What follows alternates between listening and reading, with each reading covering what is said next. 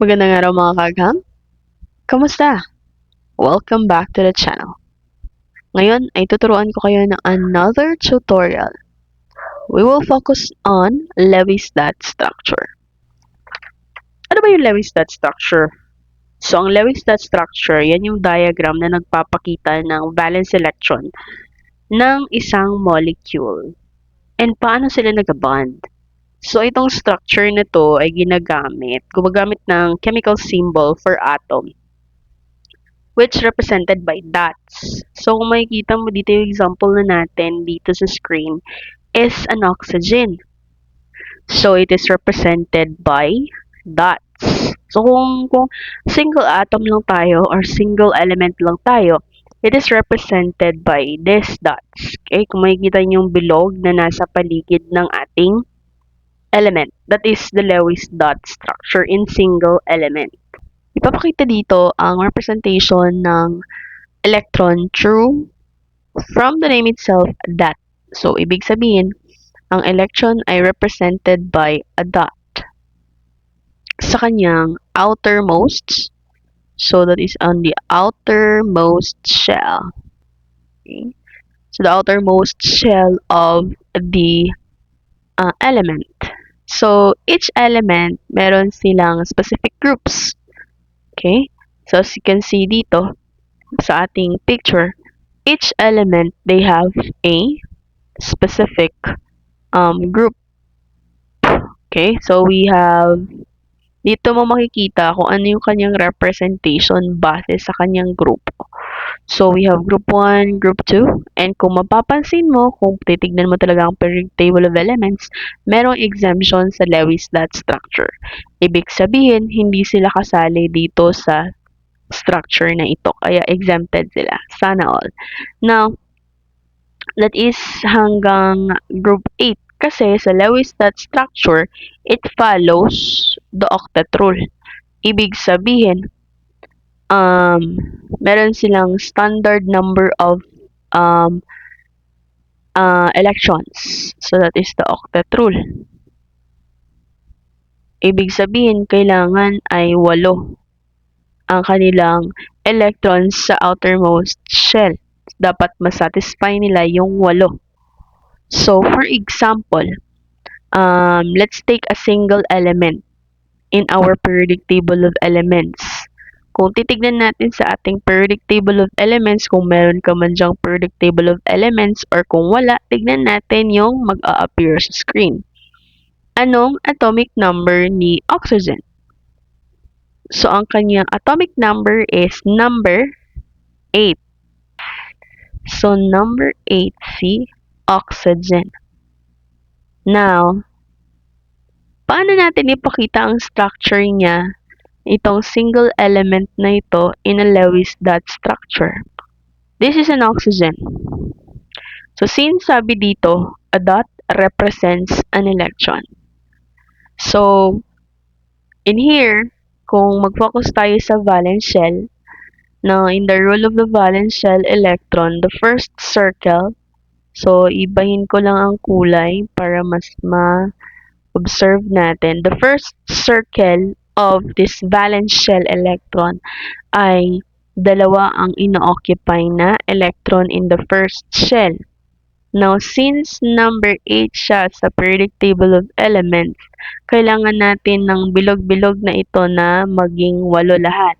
Pero sa unang circle, dapat 2 lang. Kung susunod tayo sa mga sumusunod na circle, it should follow again the octet rule. So, ibig sabihin, 8 dapat dito sa mga sumusunod na circle na ito, itong red na yan. Now, continuous tayo sa pagbilang. We have 3, 4, 5, 6, 7, 8. Kasi nga number 8 siya sa periodic table of elements. So, kung bilangin natin ulit, 1, 2, 3, 4, 5, 6, 7, 8. So, number 8 siya. Kaya, kung mapapansin mo sa ating screen, makikita mo dyan na in Lewis dot structure, group 6 siya. Kasi nga, sabi sa Lewis dot structure, the outermost shell. Sa outermost shell niya, we have ilang electrons? We have 1, 2, 3, 4, 5, 6. Kaya siya nasa group 6 kasi ang kanyang electrons sa outermost shell is 6. So, kung ilalagay natin siya or isusulat natin siya gamit ang Lewis dot structure, ganito ang kanyang magiging itsura. We have, kung ipa-follow natin yung nandiyan sa table, ganyan siya, right? So, focus muna tayo kung bakit siya naging ganyan. Okay. That is how it happens. Now, let us proceed with how do we do that Lewis dot structure without doing that circle-circle na red. So, ganito yan. Again, number 8, si oxygen sa periodic table of elements. And ang kanyang group number is number 6. Okay. Since group 6 siya,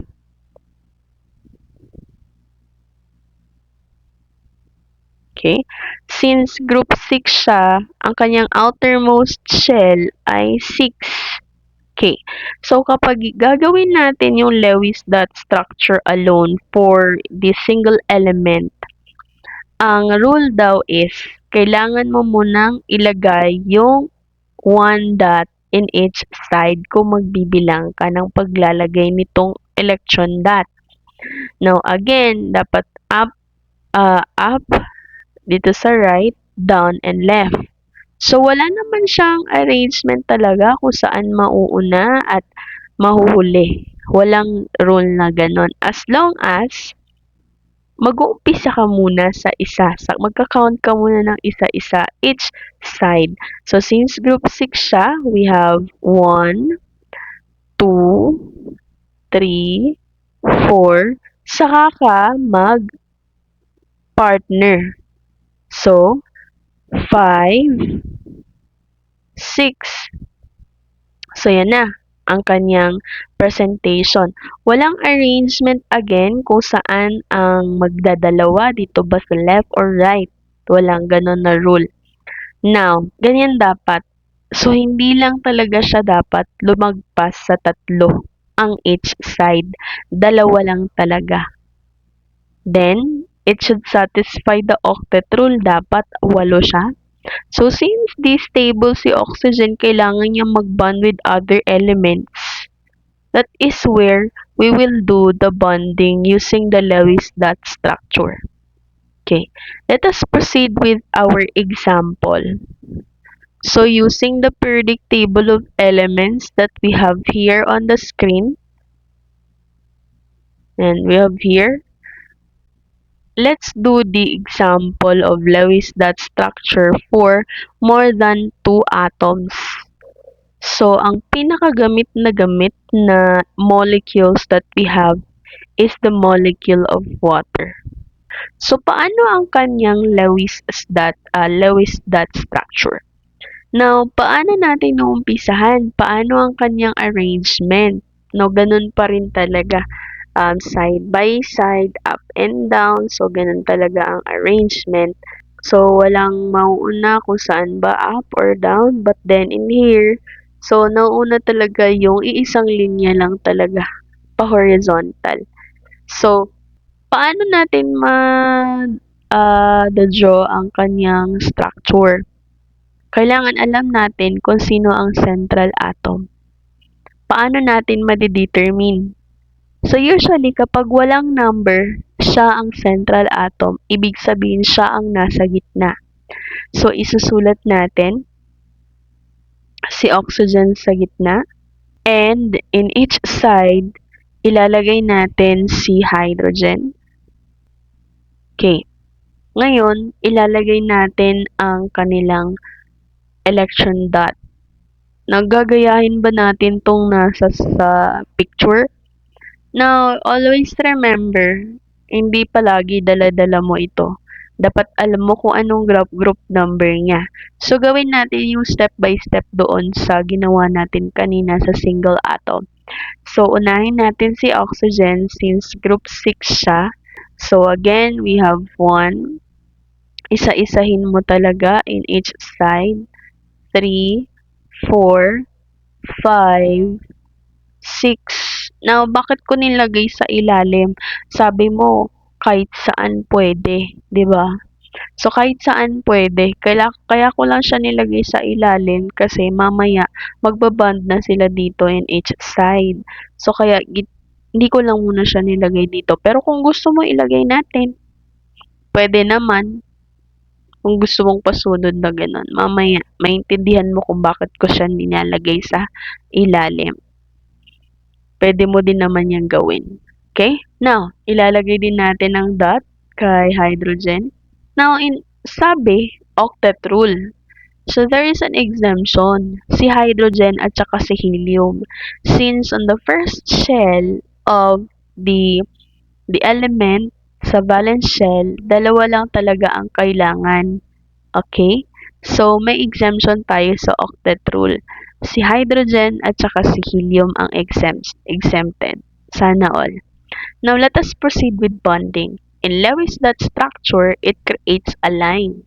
So, as you bond, you draw a line. So, kukulayan ko lang ng pula para mas may kikita natin yung kanilang bonding. Pero kapag mag-bond, hindi talaga kulay pula ha. This is only a highlight to see kung anong bonding nila. So, ganyan ang pag-bond nila using the Lewis dot structure. Na kung bibilangin natin kung ilan na ba yung electron, pwede nating bilangin. So, we have, umpisahan natin sa oxygen. Dapat 8. So, we have 1, 2, 3. Kung magbibilang ka, isasali mo na dito kasi mag-partner na sila, nagsashare na sila. 4, 5, 6, 7, 8. So, it means it satisfies the octet rule. And for hydrogen, kailangan niya lang ng 2. So, kung bibilangin mo siya, we have 1, 2. And on the other side, 1, 2. So, tama siya, right? Now, in representing the Lewis dot structure, it does not usually include this circle. Yan. So, hindi talaga yan kasali. Take note, may mga pangalan tayo dito na i-consider. Itong dalawang dot na ito is what we call, pag magkasama silang dalawa, this is the paired electrons. Ito tinatawag na lone pair. And yung isa-isa kanina, yun yung mga unpaired electrons. Okay? So, this is the bonding. Now, pinaka talaga na arrangement or yung Lewis dot structure, it looks like this. Yung final talaga. So, kung ano yung nakikita mo, that's only a representation. That's for you to understand. At least alam mo kung paano siya gawin. Okay? Ayan ang structure. And then, ilalagay natin yung mga dot. Kasi nga, Lewis dot structure. So, it is represented by a dot. Now, we don't draw the dot in each line. Kasi, one line represents 2 electrons already. Yung both ends ng line ay nandoon yung dot na nakadraw kung visible sa ating mata. So, ibig sabihin, this is the final look. Kung gagawin mo siya, ito yung gagawin mo na process. Okay? Now, always take note natin para mas maintindihan natin. I-take note mo na ang single line is represented by how many electrons? We have 2 electrons. So, kasi 1, 2. And, meron din tayong bonding na double bond na tinatawag. So, it means this is represented by 4 electrons kasi 1, 2, 3, 4. And hanggang tatlo tayo na bonding or the triple bond that we have. Triple bond. So, that is 6 electrons. So, ito ang usually connecting the elements together. The single bond, double bond, and triple bond. So, lagi mong tatandaan yan na these are the representation of electrons na meron sila. Now, let us proceed with the next example. Okay. The next example that we have here is yung gamit na gamit din, which is the carbon dioxide. Okay? So, in here, paano natin ma-determine again ang central atom pag wala siyang number sa kanya siya ang central atom. So, ilalagay natin dito si carbon and in each side, ilalagay natin si oxygen. Now, anong number? Group number again, si oxygen. That is group 6, right? Gawin natin ulit yung ginawa natin.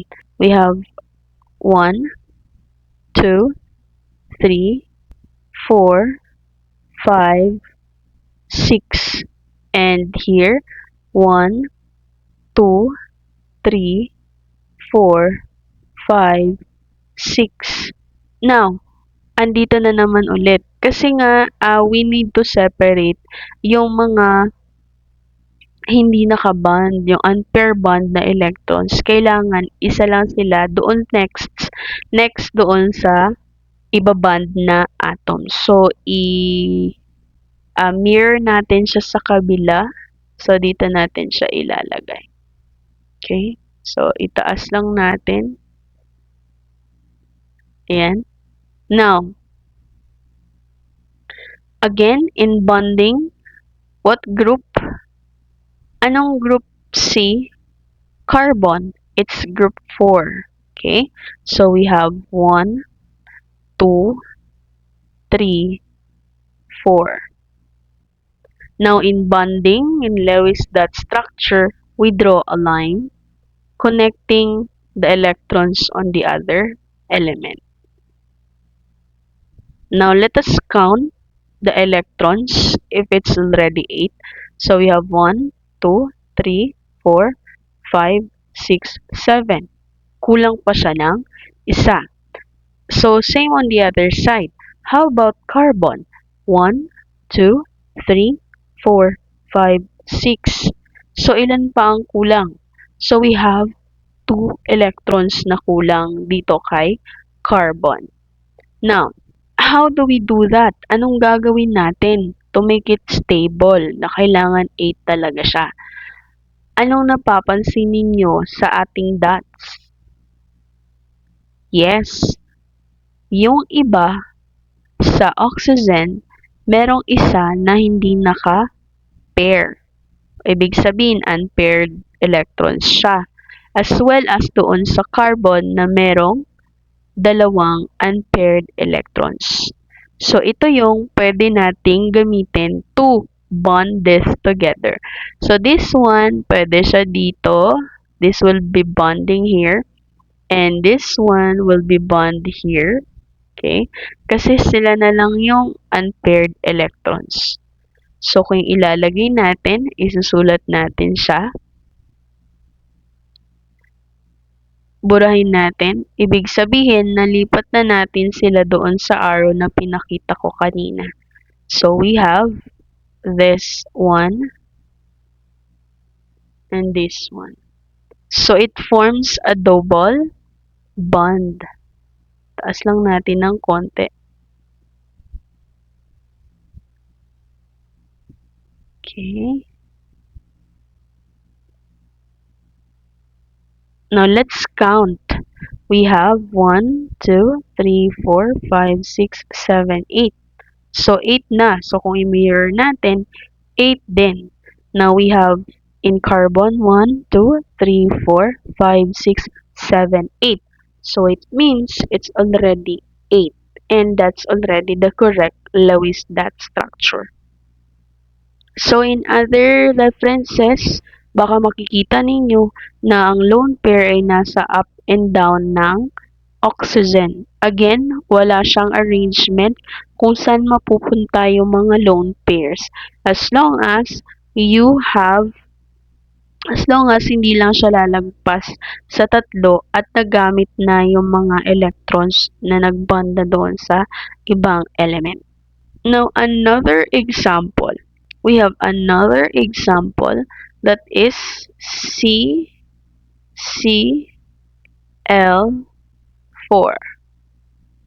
So again, sino ang central atom natin? Ang central atom natin is which is yung walang number. So we have C, okay? And we have 4. So pwede nating gawing side by side and up and down. Okay, Cl, Cl, Cl, Cl. Anong group number si carbon again? So example natin sa kanina, isulat na lang natin ng directly. Okay? And anong group number si Cl? So it's group 7. Okay? So again, group 7, i-follow natin yung nandito sa picture.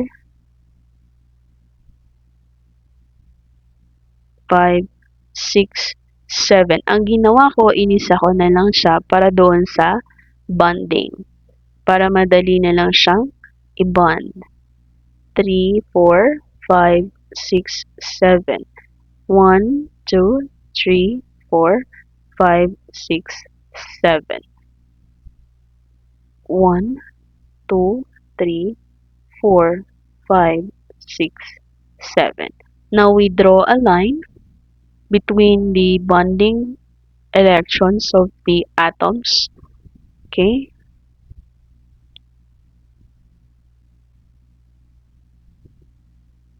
So that is already the final Lewis dot structure for this molecules.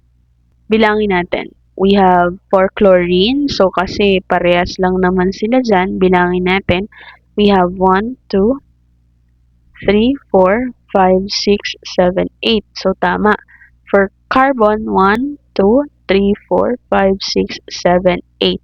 So tama yung sagot natin. So paano natin gawin kaagham yung triple bond? So ganito yan. Kung gagawin natin siya, ganito ang triple bond. Example natin is yung nitrogen. Okay? So, ganito mga kagham, paano natin ma-determine sino ang central atom? Since dalawa lang siya, pwede natin gawin na magkatabi lang silang dalawa. Anong group number si nitrogen? So, it is group 5. 1, 2, 3, 4, 5. 1, 2, 3, 4, 5. So, kapag i-connect natin, again, connect it with the line. Now, let's check kung stable na siya. We have 1, 2, 3, 4, 5, 6. Kulang pa kung imi-mirror natin, parehas lang. So, kung naalala nyo yung example kanina, this remaining unpaired electrons ay pwede nating ilagay sa gitna to pair it with the remaining electrons doon sa isang element. Okay? So, tatanggalin ko siya. Buburahin ko to draw a line for the remaining dots since dalawa na lang in each side. So, we have 1. Okay, sorry. We have 1 and 2. Arrange lang natin ng maayos. Ayan. So, that is already the final structure for this example. Bilangin natin kung tama na ba. 1, 2, 3, 4, 5, 6, 7, 8. So, the same on the other side since they are sharing an electrons. Now, kagam, may natutunan ka ba? I hope so. So, napakadali, right?